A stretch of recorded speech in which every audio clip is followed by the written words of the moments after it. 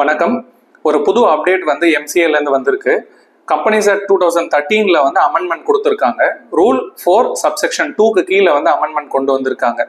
So இந்த amendment எதுக்காக பார்த்தீங்கன்னா, புதுசாக ஃபார்ம் ஆகக்கூடிய பிரைவேட் லிமிடெட் கம்பெனிஸ் வந்து 30 நாளைக்குள்ள ஆடிட்டர் அப்பாயின்மெண்ட்டை முடிக்கணும்.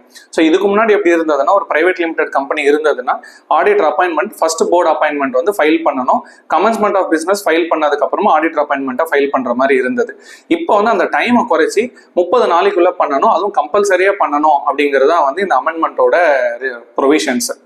ஸோ இப்போ இது எஃபெக்டிவ் டேட் வந்து பார்த்தீங்கன்னா 15th ஜூலை 2025 அப்புறம்.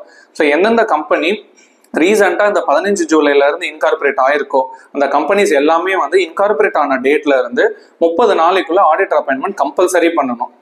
ஸோ இந்த ஆடிட்டர் அப்பாயின்மெண்ட்டுக்கு மெயின் ரிக்வயர்மெண்ட் பார்த்தீங்கன்னா board appointment. So board resolution pass பண்ணணும். இந்த போர்டு ரெசல்யூஷன் பாஸ் பண்ணதுல இருந்து 15 நாளைக்குள்ள இந்த ஆடிட்டர் அப்பாயின்மெண்ட்டோட ஃபார்மை வந்து நீங்க ஃபைல் பண்ணணும்.